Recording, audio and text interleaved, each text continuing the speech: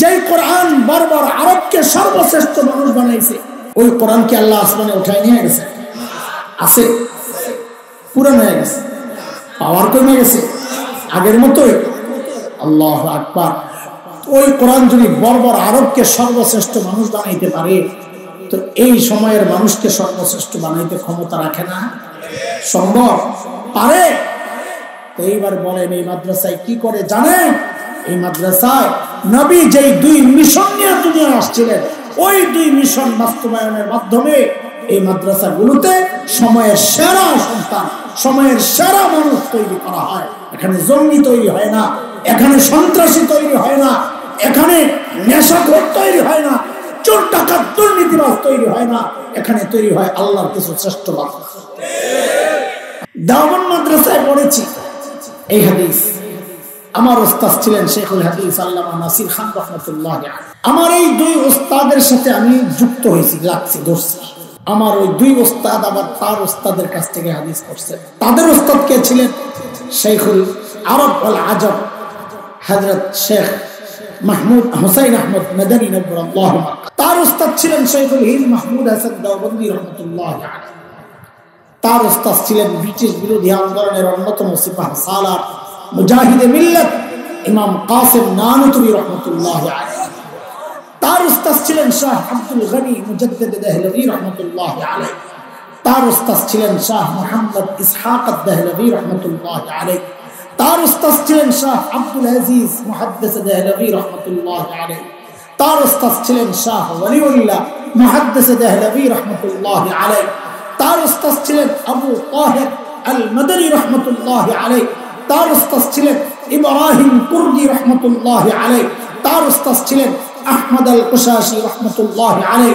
তার ওস্তাদ ছিলেন আহমদ আশ-শানাবি রাহমাতুল্লাহ আলাইহি। তার ওস্তাদ ছিলেন মুহাম্মদ আর-রামালি রাহমাতুল্লাহ আলাইহি। তার ওস্তাদ ছিলেন জাইনুদ্দিন আল-মিসরি রাহমাতুল্লাহ আলাইহি। তার ওস্তাদ ছিলেন আহমদ ইবনে আলী আল-হাজার আসকালানি রাহমাতুল্লাহ আলাইহি। তার ওস্তাদ ছিলেন ইব্রাহিম আত-তানুখি রাহমাতুল্লাহ আলাইহি। তার ওস্তাদ ছিলেন আবুল আব্বাস আল-হাজ্জার রাহমাতুল্লাহ আলাইহি। তার ওস্তাদ ছিলেন আবু আলী আজ-জুবাইদি রাহমাতুল্লাহ আলাইহি।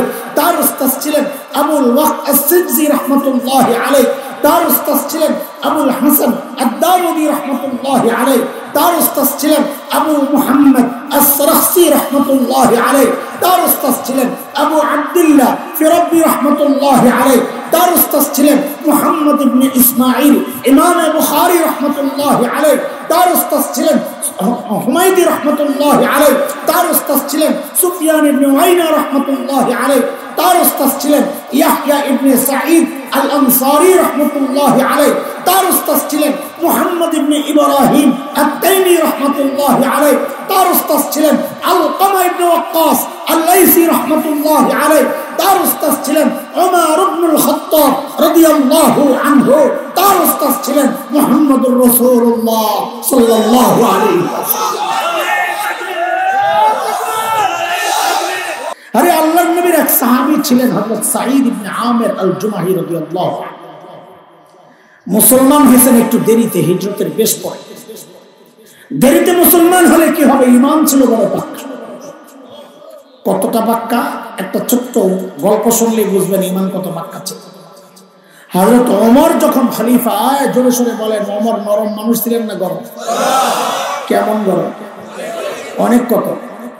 সুবহানাল্লাহ। ওই হাদিসে তো বোঝা যায়, নবী আলাইহিস সালাম বলেছেন, ওমর যে রাস্তা দিয়ে চলে শয়তান ডরে আর ওই রাস্তায় থাকে না, আরেক রাস্তায় যায়। হ্যাঁ, আমরাও যে রাস্তা দিয়ে চলি শয়তান থাকে না। কথা ঠিক আছে, তবে কারণ ভিন্ন। ওমর যে রাস্তায় চলতেন শয়তান থাকতো না, ডরে। আর আমরা যে রাস্তায় যাই শয়তান থাকে না, প্রয়োজন মনে করে না। উস্তাদ আপনি থাকতে আরাম কেন? কথা ঠিক কিনা বলেন না? আমরা এতটা নষ্ট হয়ে গেছি, শয়তান ফেল। আল্লাহু আকবার। হযরত ওমর যখন খলিফা, একদিন আয়েশা হযরত ওমরের দিছেন এক ঝাড়ি, ওমর দায়িত্ব ঠিকঠাক মতো আদায় করে নালে কিন্তু খবর আছে। বাপরে বাপ, কলিজায় সাহস কত! কই পাইছে এই সাহস? মানুষ নিজে যত সৎ হয় তার সাহসটাও তত উঁচা হয়। নিজের মধ্যে 2 নম্বরই থাকলে কথা বললে তেল ডাল মুখে। ওই যে লেডি ফেরাউন যখন বসতো সামনে সাংঘাতিক গুলো বেড়া থাকে সাংবাদিক সম্মেলন, হায়ের কি প্রশ্ন তেলতে সুবহানাল্লাহ, কি জিজ্ঞেস করে, মাননীয় প্রধানমন্ত্রী এই বয়সে আপনি কাজের এত এনার্জি কোথায় পান? হায়ের কি তেলতেলে প্রশ্ন, অথচ জিজ্ঞেস করা দরকার ছিল এ বুড়ি এই বয়সে এত শয়তানি কেমনে করো? কথা ঠিক কিনা বলেন? এটাই কোনো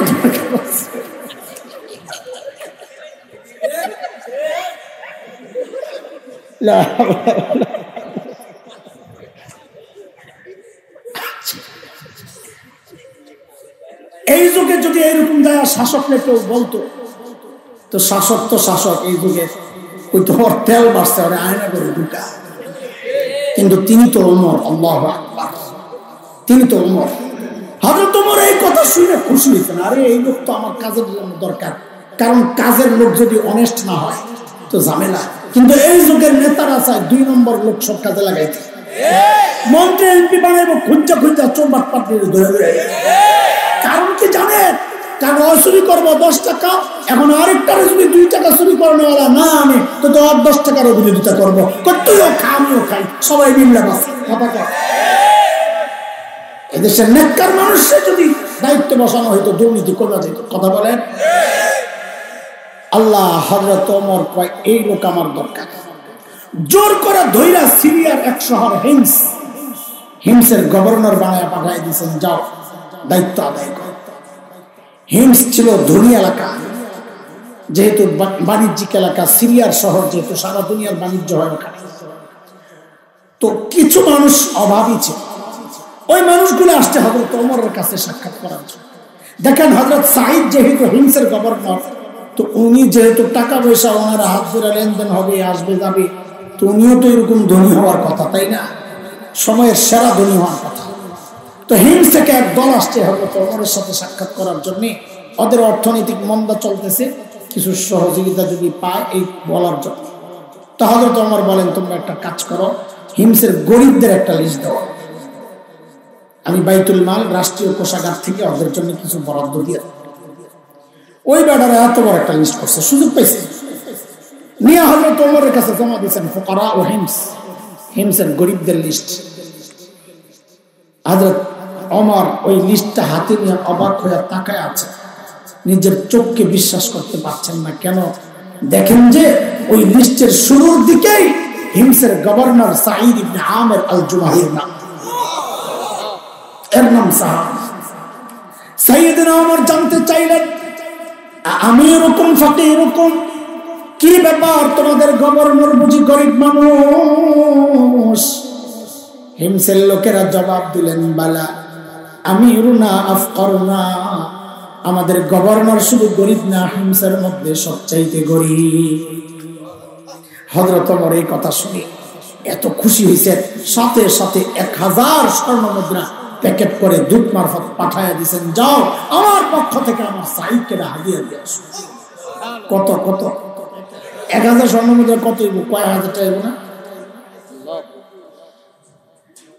আরো 6-7 মাস আগে হিসাব করছিলাম, তখন স্বর্ণের দাম আছিল 70-80, 1,70,80। ওই সময় হিসাব করছি 5 কোটি টাকার উপরে, এখন তো আরো বেশি, 6 কোটির কাছাকাছি। এই বিশাল অঙ্কের হাদিয়া যখন হযরত সাঈদের সামনে পেশ করছে, হযরত সাঈদ প্যাকেটটা খুলে যখন দেখলেন এই বিশাল অঙ্কের হাদিয়া তার জন্য, তিনি কি করলেন? আহারে, কাদের কথা শোনাচ্ছি মাথায় রাখা লাগবে, যারা 1 পয়সার জন্য মানুষ খুন করত। আজকে কোরআনের ছোঁয়ায় সেই মানুষগুলো পাল্টাইয়া কি হচ্ছে দেখেন। এই 1000 স্বর্ণ মুদ্রা যখন আমার সামনে ওনার জন্য হাদিয়া, সাথে সাথে ওই প্যাকেটটাকে ছুঁড়ে মেরে চিৎকার দিয়ে বলে উঠলেন, ইন্না লিল্লাহি ওয়া ইন্না ইলাইহি রাজিউন। কি পড়ছে বলেন? হাদিয়া পাইলে ইন্না লিল্লাহি পড়ে, কি পড়ে? আপনারা কি পড়তেন জানি না, আমার ইমানের যে হালত, এমন একটা পুটলা যদি পাইতাম রে ভাই, ভিতরে যাইয়া জামাতের সাথে আলহামদুলিল্লাহ পড়তাম, বউ বাচ্চা লইয়া। বিশ্বাস না হলে দিয়ে দেন, কারো সন্দেহ লাগলে দিয়ে দেব। আল্লাহ নবীর সাহাবী কি করছে? কথা কয় না, কথা কয়। তারপর এমন ইন্নালিল্লাহ পড়ছেন, বউ তো ভেতর থেকে ভয় পায় গেছে, আর এই মদিনা থেকে দূতাইছে, না জানি কোন দুঃসংবাদ নিয়ে চালবাই জানি। সাথে সাথেই জানতে চাইলেন আকুতিলা উমর ইবনুল খাত্তাব, কি ব্যাপার এইভাবে ইন্নালিল্লাহ কেন পড়লেন? সাইয়্যিদনা ওমর বুঝি শহীদ হয়ে গেছে? হযরত সাঈদ জবাব দেন, না না, ঘটনা তা না, তার চেয়েও মারাত্মক ঘটনা, আরো মারাত্মক। বউ আবার জানতে চাইলেন আকুতিলাল মুসলিমুনা ফি মারিকা, তাইলে কি কোন যুদ্ধে মুসলমান ব্যাপকভাবে শহীদ হয়ে গেল কিনা? এইভাবে ইন্নালিল্লাহ কেন পড়লেন? হযরত সাঈদ বলেন, না না, ঘটনা তাও না, বরং তার চেয়েও মারাত্মক। বউ কয়, আরে বুঝছি, এর চেয়ে মারাত্মক ঘটনা কি হইতে পারে? আমার জামাইয়ের কল্লাটাই নিতে পাঠাইছে। আরে বলেন না, আমার তো কলিজা শুকায় গেছে, কেন ইন্নালিল্লাহ পড়লেন? হযরত সাঈদ জবাব দিচ্ছেন, আল্লাহু আকবার। বলেন আল্লাহু আকবার। আরেকটি মানুষ কি হয়ে গেছে দেখেন, যারা 1 পয়সার জন্য মানুষ খুন করত, এখন 1000 স্বর্ণ মুদ্রা পাইয়া কি বলে, কেন ইন্নালিল্লাহ পড়ছে? তো বলে উদখিলাত আলাইয়া দুনিয়া লিতুফসিদা আখিরাতি, আরে আমার ঘরে দুনিয়া ঢুকায় দেওয়া হয়েছে আমার আখিরাতকে বরবাদ করার জন্য। সাথে সাথে বিবিকে বললেন, আমি চাই মদিনার দুধ আমার ঘরে থাকতে থাকতে এই 1000 স্বর্ণ মুদ্রা তুমি হিমসের গরিবদের মধ্যে বিলাইয়া দিবা। কি বুঝলেন ভাই? শাসক যদি ইমানদার হয়, নেককার হয়, তো নিজের বরাদ্দের টাকাটাও জনগণকে দিয়ে দেয়। আর শাসক যদি দুর্নীতিবাজ হয়, সন্ত্রাসী হয়, লুটেরা হয়, তো জনগণের রাস্তার টাকা মাইরা বিদেশ যায় বাড়ি বানায়। কথা বলেন, কথা বলেন। এরপরেও ভোট তো এনেছি কন, ঠিক কর, আবার ভোট চাই এনে দেয়, এটাও ঠিক, তাই না? হ্যাঁ, এটাও ঠিক। এইবার না বলেন, সোনার বাংলাদেশ, স্বপ্নের বাংলাদেশ, ডিজিটাল বাংলাদেশ সব দেখা শেষ, এখন দেখতে চাই কোরআনের বাংলাদেশ। বলেন, কোরআনের বাংলাদেশ দেখতে চাই কি চাই না? হ্যাঁ, সব দেখা শেষ। আমরা এখন একটাই চাই, কোরআনের বাংলাদেশ, বাস, আর কিছু না। আল্লাহ, এই জামাই বউ যখন কইছে সব দিয়া দাও, আচ্ছা বউ যদি আমগো বউ হইতো কি করতো? আচ্ছা আপনাকে বউ ভালা, এই যেই রাস্তা আমি পরে পালাইতাম না বিপদে পড়লে, আমারটার উপরে দিয়া যাক, কাছে নাই। আমার বউর যদি করতাম সব দিয়া দাও, একটা বেশকি যে মান লইলে আমার সব দিয়া দিই, বুঝুর কি দেখা, বেশি পিড়াপিড়ি করলে বলতো 2 লাখ করে, অর্ধেক আমার অর্ধেক আপনার, আমারটা থাক, ঘরে কত কাম আছে, আপনি আল্লাহর রাস্তায় দিয়ে দেন, অনেক সওয়াব। কিন্তু বউ তো হাসান জামিলের বউ না রে, বউ তো সাহাবী। কার বউ? কার বউ? আল্লাহ যার জন্য যেমন তেমনই মিলান। একলাপেন যারা বিয়া করস নাই, একটা সবক শিখা আমার কাছ থেকে, কাজে লাগবে। বিয়ার সময় এটা মাথায় রাখিস, বল আমার সাথে, জেসকাল লগে তেসকা। বল বল, যারা বিয়া করস নাই তারা ক জেসকাল লগে, আরে কথা কর, জেসকাল লগে। পোলাবেন বিয়া করবো, আমার কাছে এখানে দোয়া চাই যে হুজুর বউ পাই না, কি পানি পড়া, কারে দেবো পানি পড়া, কইছি দেখি একটা তাবিজ দেন, কে জানি আমার বিয়ে আটকায় রাখছে, আমাকে ঘোড়ার ডিম আটকাইছে। তুই নিজে 2 নম্বর আর বউ তালাশ করে রাবে বসিয়ে, এটা কি সম্ভব? হ্যাঁ, সারাদিন মোবাইল টিপে সারা রাত চেক করে, আর বউ চাই যাবে তাহাজ্জুদ পূজা হয়, এটা কি সম্ভব? কথা বলে আল্লাহ কি জালেম রে বেটা, তোর মতন 2 নম্বরের কাছে এই নেককার মেয়েটারে পাঠায় ওরে ঠকাবে? রাবেয়া বসিয়া চাইলে তুই নিজে হাসান বসকি হয়ে যা। কার কথা এটা, কার কথা? আল্লাহ বলেছেন সূরা নূরে পড়ে দেখেন, আল্লাহ বলেন আল খাবিসাতু লিল খাবিসিনা ওয়াল খাবিসুনা লিল খাবিসাত والطيبات للطيبين والطيبون للطيبات أولئك مبرؤون مما يقولون لهم مغفرة ورزق كريم. এই পুরা আয়াতের তরজমার শুরু করলে কি বাড়িব? জাসকাল লগে তেসকাল। কিরে ভাই কথা কম, মাদ্রাসাওয়ালারা কথা কম, ঠিক নেই ঠিক নেই। হ্যাঁ, আল্লাহর নবীর সাহাবী যেমন আল্লাহ বউ তো মিলাইছেন, বউরে যখন কইছে সব দিয়া দাও, বউ এক সেকেন্ড দেরি করে না, নিয়া সব হিমসের গরিবদের মধ্যে বিলাইয়া দিয়া দিচ্ছে। দুধ বয়া বয়ে কাম দেখতেছে, একটার পর একটা হচ্ছে অবাক হইতেছে, আর মনে মনে চিন্তা করতেছে কই আইলাম, এরা মানুষ না ফেরেশতা। দ্রুত ফেরত গেছে নবীরা। হযরত ওমরের কাছে বলার পর হযরত ওমর এত খুশি হয়েছে, সাথে সাথে বললেন, ওই কাফেলা রেডি কর, আমার সাহিদকে দেখতে যাব। দোস্ত এত সহজ না, এটা এই জমানা না যে চাইলে চট করে হেলিকপ্টার দিয়ে যাও না বাপের বাড়ি, এটা এত সোজা না। ওই সময় অনেক দূরের সফর, সফরের বাহন ঠিক করতে হয়, সামান ঠিক করতে হয়, নিরাপত্তার ব্যাপার আছে, দায়িত্বে কারে দিয়ে যাবে, অনেক ঝামেলা। কিন্তু হযরত ওমরের দিলটা এতটা আকৃষ্ট হয়েছে সাইদের প্রতি, দেখার জন্য অস্থির হয়ে গেছে। সাইয়েদনা ওমরের কাফেলা যখন হিমসে ঢুকে, গোটা হিমস যেন ভেঙে পড়ে, চারদিক থেকে হাজারো মানুষ ছুটে ছুটে আসছে। কেন? আরে মদিনা থেকে আমাদের আমিরুল মুমিনিন আসতেছেন, আল্লাহর নবীর শ্রেষ্ঠ সাহাবী ওমর ইবনুল খাত্তাব আসতেছেন এক নজর দেখার জন্য। হযরত ওমর বসা, সামনে হাজারো মানুষ, পাশে সাঈদ ইবনে আমির। সাইয়েদনা ওমর চিন্তা করলেন, সাঈদকে আমি তো ভালো জানি, কিন্তু জনগণ কি বলে এই সুযোগে একটু পরীক্ষা করে নেওয়া যাক। অনেক সময় দেখা যায় নেতার কাছে নেতা ভালো, পাবলিক দেখতে পারে না। হয়নি হয়নি হয়নি। সাইয়েদনা ওমর জানতে চাইলেন, এই হিমসের মানুষ, তোমাদের গভর্নরের বিরুদ্ধে কারো কোনো অভিযোগ থাকলে দাঁড়ায়া যাও, কারো কোনো অভিযোগ থাকলে দাঁড়ায়া যাও। 2 বছর আগে যদি আপনাকে ওই মাঠে আইয়া কোনো নেতাই কইতো আপনাকে কোনো নেতার বিরুদ্ধে কারো কোনো অভিযোগ থাকলে দাঁড়ান, তো আপনারা কি কইতেন? মাথাটা নিচে দিয়া, অভিযোগ তো আছে কিন্তু এখন দাঁড়াবো না, এখন দাঁড়াইলে সকালে শুয়ে পড়ন লাগবে।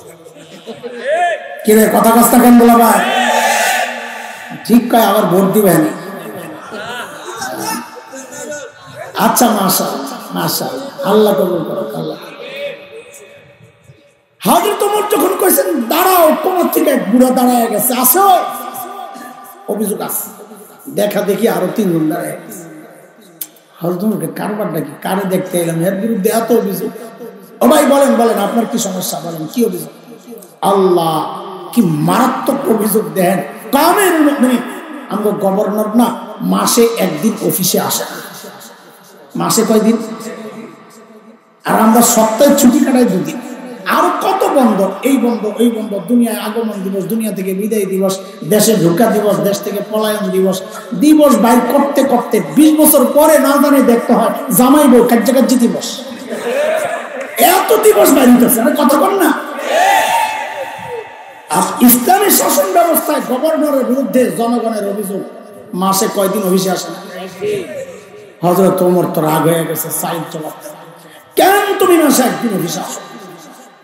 আসামির কাঠগড়ায় আল্লাহর নবীর সাহাবী। আরে মানুষগুলা ছিল কি, হইল কি দেখেন। বলে, আমিরুল মুমিনিন, আপনি তো জানেন আমি গরিব মানুষ, এই যে আমার গায়ে 2 টুকরা কাপড় দেখতেছেন, একটা লুঙ্গির মতো করে পরা, আরেকটা চাদরের মতো করে জড়ানো। আমিরুল মুমিনিন, আমার না এই 2 টুকরা কাপড় ছাড়া আর কোনো কাপড় নাই। মাসে অফিসে 1 দিন কেন আসেন? এই 2 টুকরা কাপড় 1 মাস পরতে পরতে পরতে পরতে দুর্গন্ধ হয়ে যায়, নিজেরও কষ্ট হয়, যারা আসে ওদেরও কষ্ট হয়, তাই মাসে 1 বার উপরেরটা ধুয়া দেই, শুকাইলে নিচে পড়ি, নিচেরটা ধুয়া দেই, শুকাইলে উপরে। এমন করতে করতে বেলা একটু উপরে উঠে যায়। আমি আসি না, এই কথা ঠিক না, আসি একটু দেরি হয়। উনি হয়তো সকালে আইসা আমার না পাইয়া ভাবছেন আমি আসি না। হযরত ওমর তো বুঝছেন অভিযোগের ধরন কি। দ্বিতীয় জন, বলেন আপনার কি সমস্যা? আল্লাহ, দ্বিতীয় জনের অভিযোগ তো আরো মারাত্মক। কি বলে? আমিরুল মুমিনিন, আমাদের গভর্নরের দিনে তো পাই, রাতে আর পাই, কি ডিউটি নিছে ওনার, রাতেও সময় পাওয়া লাগবে। হযরত ওমর তো রাগ হয়ে গেছেন, সাইদ জবাব, কেন তোমাকে রাতে পাওয়া যায়? আসামির কাঠগড়ায় আল্লাহর নবীর সাহাবী সাঈদ ইবনে আমির আল জুমাহি বলেন, আমিরুল মুমিনিন, এটা তো একান্ত ব্যাপার ছিল, প্রকাশ করার বিষয় ছিল না, গোপন বিষয়। এখন জিজ্ঞেস করছেন, না বলেও তো পারতেছি না, কেন আমার রাতে পাওয়া যায় না? আমিরুল মুমিনিন কসমতু হায়াতি বাইনা রাব্বি ওয়া বাইনা ইবাদি। আমিরুল মুমিনিন জীবনটারে দুইটা ভাগ করছি, রাতটা আমি আমার মালিককে সময় দেই, দিনটা মালিকের বান্দাদেরকে সময় দেই। কোথায় সাহাবী? সাহাবীরা তো বেকার টাইম দেওয়ার সময় নেই। আমরা তো ব্যস্ত, কত কাজ আমাদের, পরিবার, সংসার, সমাজ, রাজনীতি, ব্যবসা বাণিজ্য, আরো কত, মালিককে টাইম দেওয়ার সময়। অথচ এই হায়াতের একটা ভাগ ফেসবুক কিন্তু ঠিকই পায়, এই হায়াতের একটা ভাগ ইউটিউব কিন্তু ঠিকই পায়, এই হায়াতের একটা ভাগ খেলোয়াড় পায়, গায়ক গায়িকা পায়, নায়ক নায়িকা পায়, নেতাও পায়, পায় না কেবল আমার মালিক। মালিকের টাইম দেওয়ার সময় আমার হাতে নেই। এরে জালিম, আমি আর তুমি ছাড়া দুনিয়ার সব মালিককে টাইম দেয়। ওই একটা গাছের দিকে তাকা দেখো না, কি মনে হয় গাছটা বুঝি এমনি দাঁড়ায় আছে? না না না, ওই গাছটাও দাঁড়ায় দাঁড়ায় মালিকের তাসবিহ পড়ে। আরে যে কুত্তাটারে নিকৃষ্ট প্রাণী মনে করে তাড়ায়া দেয়, ওই কুকুরটাও রুকুর হালতে মালিকের তাসবিহ পড়ে। যে পোকামাকড় গুলো রে পায়ে গলে মেরে ফেলি, ওই পোকামাকড় গুলো সিজদার হালতে মালিকের তাসবিহ পড়ে। পড়ি না কেবল আমি আর তুমি, আমাদের হাতে সময় নাই। কসম আল্লাহর, সময় একদিন আসবে, করার থাকবে না কিচ্ছু। সেদিন শুধু চিৎকার করে করে কাঁদবো আর বলবো, ইয়া লাইতানি কদ্দামতু লিহায়াতি। সময় মতো যদি একটু পুঁজি বানায় আসতাম, একটু পুঁজি যদি বানায় আসতাম। এখন আমি বড় বিপদে পড়ে গেছি, পুঁজি তো নাই। শুনেন, মাঝখানে ছোট্ট একটা পুঁজির গল্প বলি, কয়েক মিনিট, বেশি বিরক্ত হইতেছেন আপনারা? হ্যাঁ, আল্লাহ আল্লাহ জানে। এই 3-4 বছর আগের কথা, আমার মাদ্রাসার এক উস্তাদ, আমার দোস্ত আমার একদিন বলেন কি, ভাই একটা ভিডিও দেখেন, তার মোবাইলে কোন এক আরব টেলিভিশনের একটা প্রোগ্রাম, একটা ছোট্ট বাচ্চার সাক্ষাৎকার দিচ্ছে একজন। বাচ্চাটার বয়স বড় জোর 13-14 হবে। আচ্ছা, 13-14 বছরের বয়সের বাচ্চার কত বড়? ছোট না? আচ্ছা ঠিক আছে, ঠিক আছে, বুড়া মানুষ অনেকক্ষণ ধরে বসে আর কত রে ভাই, বাবাজির আপনাকে অনেক কষ্ট হইতেছে, একটু হাইটা হাইটা। আচ্ছা ঠিক আছে। বাচ্চারা অন্ধ, অন্ধ, জোয়ান পোলাপাইন শুনবে, বাচ্চারা অন্ধ, চোখ একদম ভিতরের দিকে ডাবান। তো অবস্থাপক বাচ্চাটারে জিজ্ঞেস করতেছে, আচ্ছা তোমার যে চোখের নিয়ামত নাই, তুমি কি আল্লাহর কাছে নিয়ামত ফেরত চাও, যে আল্লাহ আমার এই নিয়ামত ফেরত দেন, চাও? বাচ্চাটা ভাবলে সিন জবাব দিয়ে দিল যে না, আমি এই নিয়ামত ফেরত চাই না। আমি তো অবাক হয়ে গেছি, বলি কি বোকা নাকি, এই নিয়ামত ফেরত চাই না? তা আমি তো ভিডিও দেখে অবাক হয়েছি, কিন্তু যিনি উপস্থাপক সামনাসামনি বসা, তিনি তো আরো অনেক বেশি অবাক হওয়ার কথা। তো উনি অবাক হয়ে জানতে চাইলেন, লিমাযা, আরে কেন তুমি এই নিয়ামত ফেরত চাও? আরে বাচ্চাটার জবাবটা শুই না আমি বুঝছি বোকা ও না, বোকা তো আমি। আল্লাহকে সাক্ষী রেখে বলছি, ওর জবাবটা শুই না আমি সাথে সাথে কান্না করে দিচ্ছি। ছোট্ট বাচ্চার কি বুঝ, দেখেন কি পুঁজি বানাইছে, পুঁজির কথা বলতেছিলাম, কি পুঁজি বানাইছে দেখেন। ওই বাচ্চারা যখন জিজ্ঞেস করছে, তুমি তোমার এই চোখের নিয়ামত ফেরত চাও? বলে চাই না। কেন চাও না? ও বলে কি জানেন, হাসরের মাঠে যখন একে একে ডাক পড়বে, আসো আসো, তো আমার ডাক যখন, আচ্ছা ছোট্ট মানুষ, ওর কি ডাক, ওর চিন্তাটা কত পবিত্র। বলে আমার যখন ডাক পড়বে, আমি দুনিয়ায় নিয়ামতটা এই জন্য চাই না, এই পুঁজি বানায় রাখছি, সেদিন কাজে লাগাবো। বলে কি লাগাবা? বলে আমার যখন ডাক পড়বে, আমি তখন আমার মালিকের সামনে নত জানু হয়ে বলবো, ও আমার মালিক, দুনিয়ায় আমার এই নিয়ামতটা তো দেও নাই মালিক, ওই উসিলাইকে আজকে আমার আযাবটা একটু কমায়া দেওয়া যায়। আমি কাঁদতেছিলাম, ঠিক উল্টা চিন্তা করি, যাহারে আমারও তো সমৃদ্ধ যাওয়া লাগবে। আমার মালিক যদি আমার ঠিক উল্টা প্রশ্নটা করেন, তা আমি কিছু বলছি।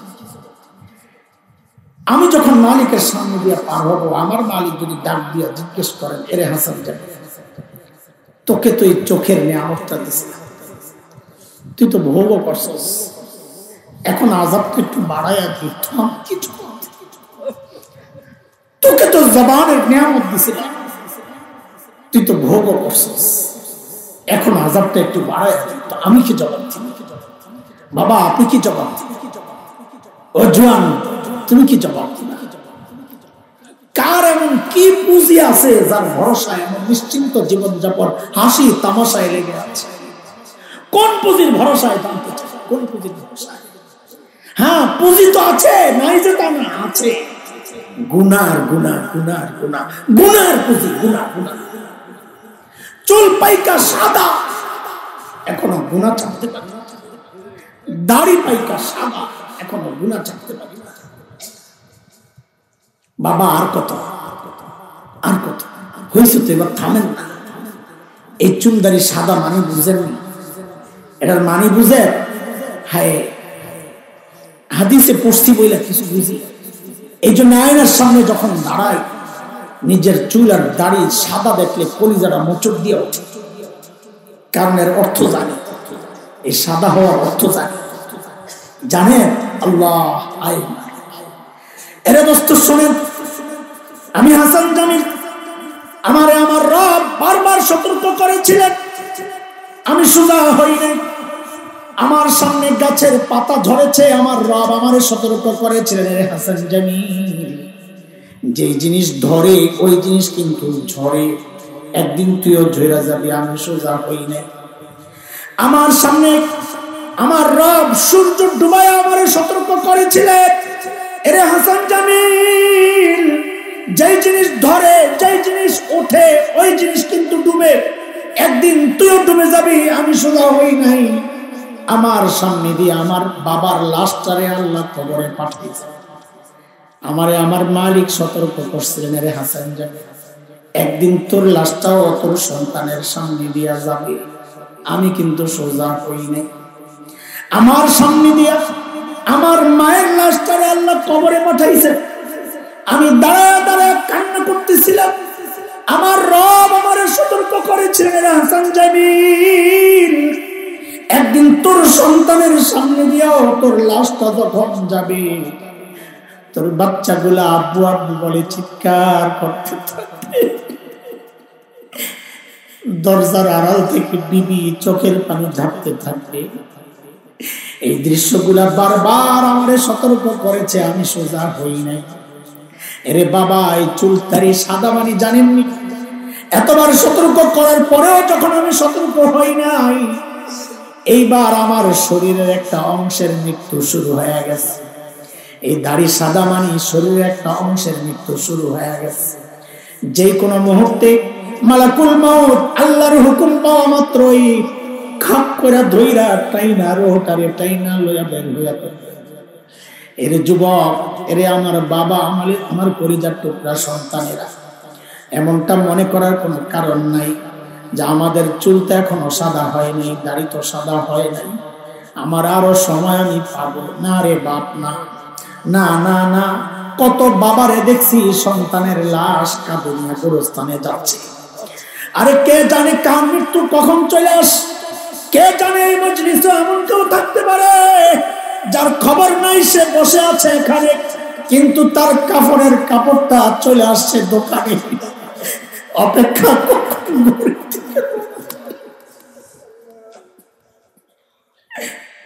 কখন রওনা দিবে। এরে বাবা গুনাহ ছেড়ে, যুবক গুনাহ ছেড়ে দে, এর চেয়ে ভালো করে বোঝানোর ক্ষমতা আমার নাই রে বাপ। আমি বলি কি, শেষ একটা চেষ্টা আমি করতে পারি যদি তোরা চাস। এ যুবক, যদি তোরা চাস ওই চেষ্টাও আমি করব। আমি বলি কি, তোরা আয় আমার সামনে, আয় আয়, তোদের পাওগুলা আমার সামনে মিলাবে, আমি ওই পাওগুলারে জড়াইয়া ধইরা সারা রাত বৈশা বৈশা কান্না করি, তাও তোরা গুনাহ ছেড়ে দে।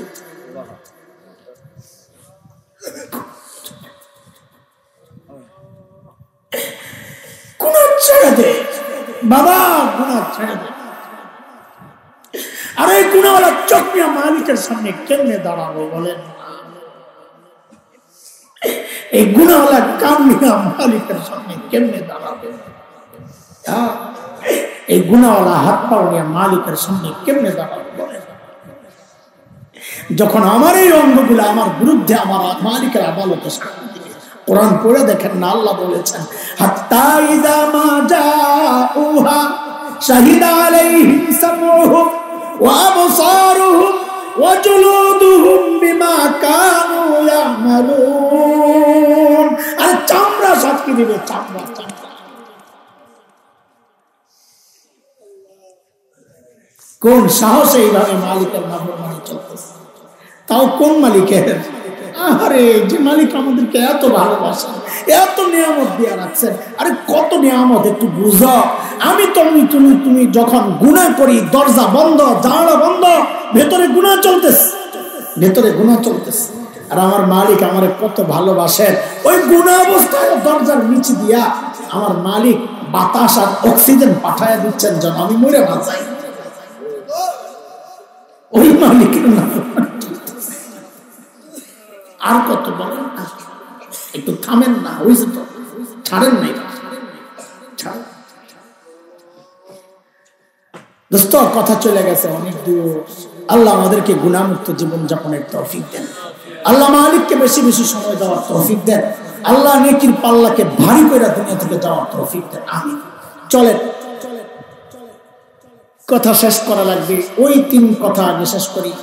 আমি সাহাবীর ঘটনা আর শেষ করতেছি না, যতটুকু বলা দরকার বলে ফেলছি, বুঝানোর জন্য যতটুকু দরকার।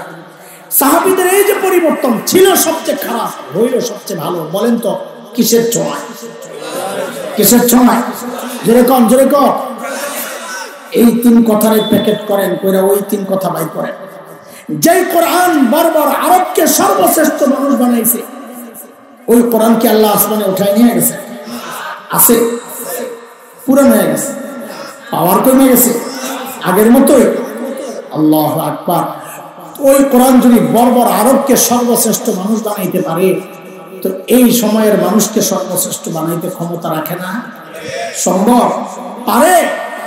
তো এইবার বলেন, এই মাদ্রাসায় কি করে জানেন?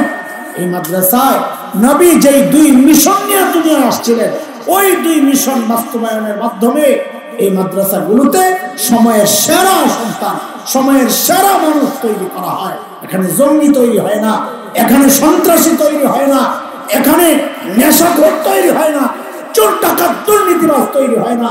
এখানে তৈরি হয় আল্লাহর কিছু শ্রেষ্ঠ বান্দা। দোস্ত, আল্লাহ সুবহানাহু ওয়া তাআলা জমিনে যত নবী পাঠাইছেন, এই সমস্ত নবী আল্লাহ কেন পাঠাইছেন?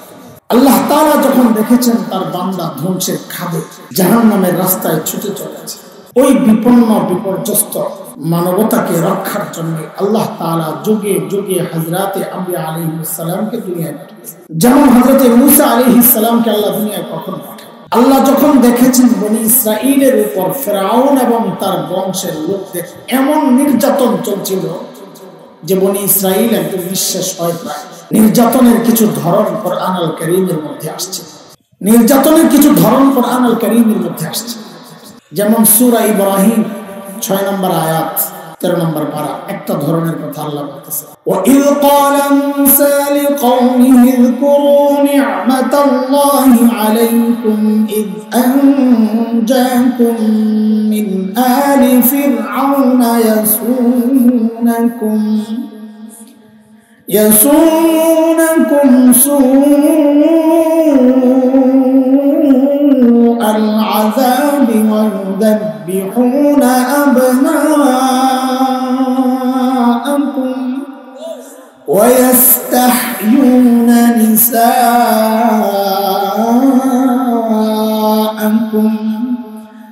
وفي ذلكم بلاء من ربكم عظيم।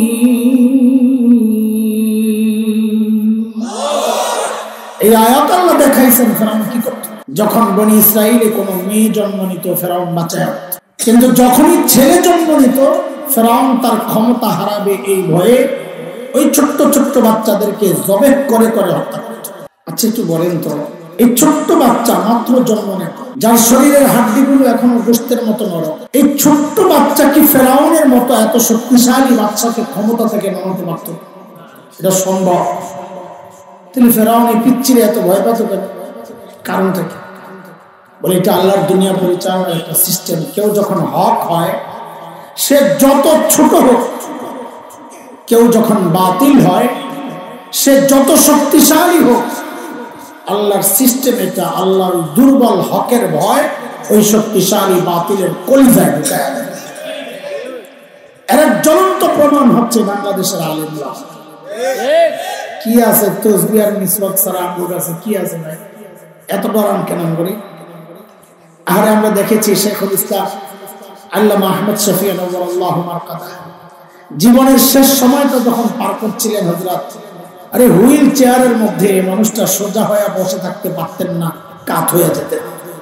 মুজাহিদে মিল্লাত আল্লামা হাফেজ জুনায়েদ বাবলুগুরি নওয়ারাল্লাহু মারকাদা মানুষটা সোজা হয়ে দাঁড়াতে পারতেন না, পা কাজ করত। অথচ আমরা কি দেখেছি? এই দুর্বল মানুষগুলোর ভয়ে শুধু বাংলাদেশ না, সারা দুনিয়ার মানুষ থাকতে অস্থির, কখন কোনটা ঘটায় দেয়। কেন রে ভাই এত ভয় কেন? বলে মানুষগুলো দুর্বল হলে কি হবে? কিন্তু মানুষগুলো যেহেতু হক ছিলেন, আল্লাহ এই দুর্বল হকের ভয় শক্তিশালী বাতিলের কলিজায় ঢুকায়। এই পর্যন্ত বুঝছেননি কথা? একটু একটু করে বুঝে বুঝে আগাইতে হবে। আমার পুরো পড়া কিন্তু মুখস্থ শোনাইতে হবে। আমি কিন্তু বয়ান করি যে ক্লাসের মতো করে, মানে পুরাটা আমার মুখস্থ শোনাইতে হয়। আজকেও শোনাইতে হবে ইনশাআল্লাহ। এই জন্য ঘুমাইলে টুমাইলে অমনোযোগী হইলে পরে ধরা খাইবে। জিজ্ঞেস করলে না পারলে কিন্তু পোলা পাইন যেগুলো আছে আমি কিন্তু মুরগি বানাই, অভ্যাস খারাপ আছে। এ পর্যন্ত বুঝছেন যা বলছি? হ্যাঁ বুঝছেন? আচ্ছা ঠিক আছে, চলে দুইটা প্রশ্ন করি, আপনাদেরকে জবাব দেন। বলেন সর্বশ্রেষ্ঠ রাসূল কে?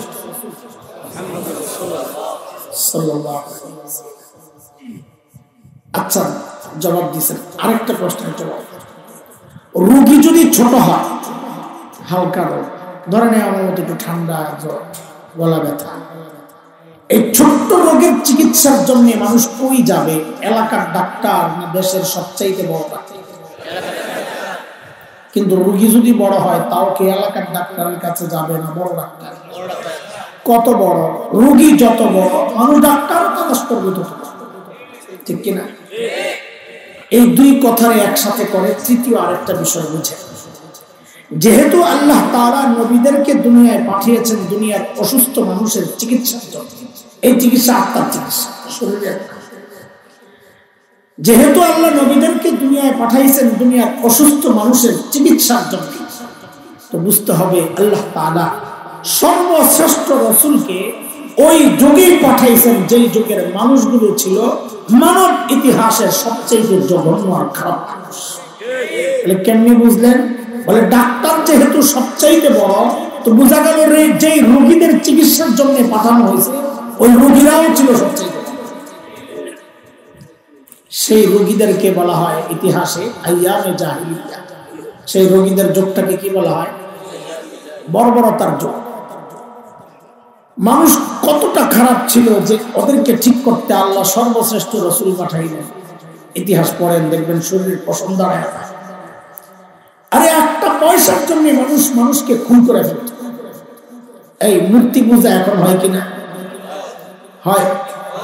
মসজিদের মধ্যে মূর্তি রেখে পূজা করা হয়। অথচ তখন কাবার চারপাশেই ছিল 360 মূর্তি।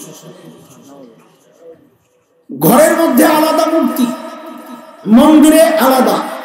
দূরে সফরে গেলে বগলের নিচে করে একটা ছোট্ট মূর্তি নিয়ে নিত। কেন? রাস্তায় পূজা করার জন্য যদি আমার খোদা না পাওয়া যায়, বান্দা খোদা পকেটে নিয়ে যাবে। জন্ম নিয়ন্ত্রণ এখন হয় কি হয়?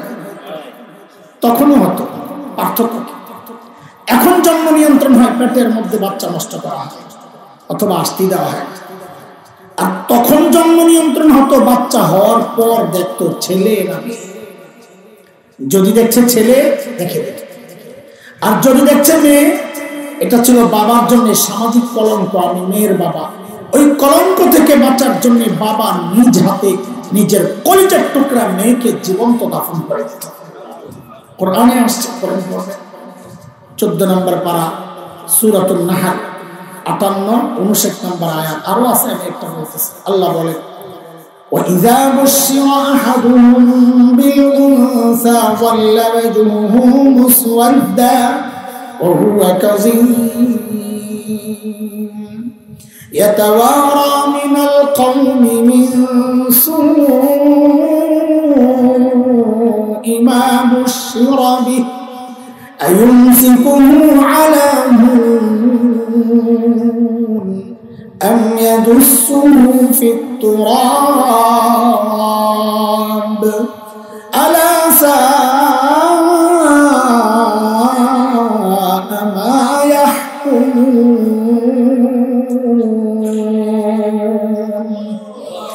এই ছিল তখনকার আরবের সামাজিক অবস্থা যখন আল্লাহ নবীকে পাঠাইছেন। আচ্ছা, মানুষগুলো এতটা খারাপ কেন হয়েছে? কারণটা কি? আমাদের দেওবন্দ মাদ্রাসার প্রায় 52 বছরের মুহতামিম প্রিন্সিপাল হাকিমুল ইসলাম কারি তৈয়ব রহমতুল্লাহি আলাইহি বলে, মানুষগুলো এতটা খারাপ হওয়ার পেছনের কারণের অভাব নাই, কিন্তু মৌলিক কারণ ছিল দুইটা। বলে কয়টা? এই এখন থেকে পড়া মুখস্থ করা শুরু আস্তে আস্তে। বলেন মৌলিক কারণ ছিল কয়টা? আবার বলে, 1 নম্বর জাহালত, মূর্খতা, লেখাপড়া ছিল না। 2 নম্বর চারিত্রিক অধঃপতন, চরিত্র খারাপ ছিল। দেখেন এই 2 সমস্যা এতটা ভয়ঙ্কর সমস্যা, একটাও যদি কারোর মধ্যে থাকে সেও অপরাধ। যেমন একজন ইঞ্জিনিয়ার, সে শিক্ষিত না মূর্খ? বলেন তো, লেখাপড়া করছে না করে না? বরং আমরা জানি মেধাবী ছেলেরাই তো ইঞ্জিনিয়ারিং পড়ে। অথচ গত টার্মে আমরা কি দেখলাম? ইঞ্জিনিয়ার সাহেব ব্রিজ বানাবেন, কন্ট্রাক্টরে পাইছে, সরকারি টেন্ডার পাইছে, ব্রিজ বানাইতে যাইয়া ওই আল্লাহর বান্দা রডের বদলে বাঁশ ঢুকায় আছে। জানেন না? ও জানতো না, ও লেখাপড়া করে নাই যে এখানে রড ঢুকাইতে হবে, জানতো না তো বাঁশ কেন ঢুকাইছে? চরিত্র খারাপ। কেন? ওই সময়ের আরবের না ছিল লেখাপড়া, না ছিল চরিত্র। তাহলে সমস্যা কয়টা? বলেন না, বলেন না, বলেন না। মৌলিক সমস্যা কয়টা? মনে রেখেন একটা কথা, কিয়ামত পর্যন্ত এই সমাজের যত সমস্যা দেখা দিবে, সব সমস্যার পেছনের মৌলিক কারণ এই দুইটাই। হয় দ্বীনি শিক্ষা নাই, অথবা চরিত্র নেই। সমস্যা কয়টা?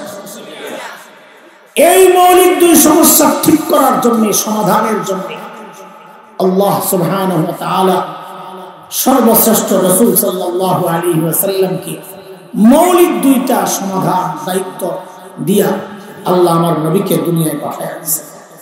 বলেন ঠিক করে, সমস্যা কয়টা? সমাধান বলেন না। সমাধান, সমস্যা যেমন কিয়ামত পর্যন্ত মূল এই 2টাই থাকবে, মনে রেখে কিয়ামত পর্যন্ত দুনিয়া ঠিক করার সমাধানও ওই 2টাই, যে 2টা আমার নবী নিয়ে আসছে। বলেন সমস্যা কয়টা? সমাধান, আল্লাহর হাবিব নবুয়ত পেয়ে ঘোষণা দিলেন, ইন্নামা বুইসতু মুআল্লিমা বুইসতু লিউতাম্মিমা মাকারিমাল আখলাক।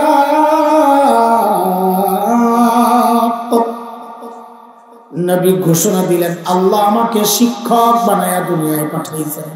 কি বানায়া? আমাদের নবী কি ছিলেন? আল্লাহ আমার নবীকে শিক্ষক বানায়া কেন পাঠাইছেন? ওই যে এক সমস্যা মূর্খতা, ওই মূর্খতা দূর করার জন্য। 2 নম্বর নবী বলেন, আল্লাহ আমাকে সর্বোচ্চ উন্নত চরিত্র দিয়ে দুনিয়ায় পাঠিয়েছেন কেন? আমি যেন এই চরিত্রহীন মানুষগুলোর পেছনে মেহনত করে করে ওদেরকে মানব ইতিহাসের শ্রেষ্ঠ চরিত্রবান মানুষ বানাতে পারি। বলেন সমস্যা কয়টা? সমাধান। আচ্ছা, একটু আবার পেছনে যাই। আমাদের নবীকে আল্লাহ কি বানাইয়া পাঠাইছেন? আমাদের নবী কি ছিলেন? জোরে বলেন, আরো জোরে বলেন। না না, সবাই না বললে। আমাদের নবী কি ছিলেন? শিক্ষক। কথাটা কেন বলাইতেছি জানেন? আচ্ছা, কিছু কথাবার্তা বলবো, অনেকের লাগবে এই জায়গায় লাগবে। কি করবো বলেন? বলবো না ছাড়বো? বলবো। আপনারা কি মনে করছেন আপনারা বইলেন না বললে আমি ছেড়ে দেব? বাপটা দেখলাম কোন পদের মানুষ আপনারা, আপনাদেরকে খুশি করার জন্য এখানে বসছি। এখানে বসছি আমি আমার মালিককে খুশি করার জন্য। যা সহি ওইটাই বলবো, কার পক্ষে গেল বিপক্ষে গেল দেখার টাইম। দেখেন আপনারা যারা মাদ্রাসা ওয়ালা, আমি বলছিলাম মাদ্রাসা কি আজকে একটু দেখাবো ইনশাআল্লাহ, অনেক পরে যায় দেখাবো, আমার ভূমিকা সাজাইতে হবে লম্বা। আপনারা যারা মাদ্রাসা ওয়ালা না, মাদ্রাসায় পড়েন নাই বা সন্তানকে পড়াচ্ছেন না, আপনাদের গর্বের উপলক্ষের শেষ নাই। কেউ ডাক্তার তার গর্ব, কেউ ডক্টর পিএইচডি করা তার গর্ব, কেউ ইঞ্জিনিয়ার তার গর্ব, কেউ শিল্পপতি তার গর্ব, কেউ সমাজপতি তার গর্ব, কেউ জনপ্রতিনিধি মেম্বার চেয়ারম্যান এমপি তার গর্ব, কারো ছেলে মেয়ে ডক্টর এটাও তার গর্ব, কারো ছেলে মেয়ে ইউরোপ আমেরিকায় থাকে এটা তার গর্ব। কিন্তু আমরা এই মোল্লা মুন্সিরা যাদেরকে আপনারা মনে করেন খ্যাত কাইয়া সেকেলে ব্যাকডেটেড গ্যাসে সমাজের কিচ্ছু বুঝে না, বাইরের দুনিয়া ছিল না, সাইড দেয়ালের ভিতরে থাকে আর কত কত কর না, আমাদের গর্বের অত উপলক্ষ নাই নাই, আসলেও নাই। কিন্তু একটা উপলক্ষ আছে, সেটা কি জানেন? আমরা যাই করি ভিতরে, যা পড়ি যাই করি না কেন, সব কিছুর গোড়ায় শিক্ষক মুহাম্মদুর রাসূলুল্লাহ সাল্লাল্লাহু আলাইহি ওয়াসাল্লাম। এটা আমাদের গর্ব। বলে কেমনি? বলে যাই পড়ি না কেন, ধরেন বুখারী শরীফের নাম শুনছেন, শুনবেনই তো। এখন বুখারী মোবাইল টিপা টিপা বুখারী বাইর করে আমার হুজুরকে বিরুদ্ধে ফতোয়া দেন আপনারা, আমরা বলে চিনি আমরা। এখন আর আলেমের কাছে মাসআলা জানতে যায় না।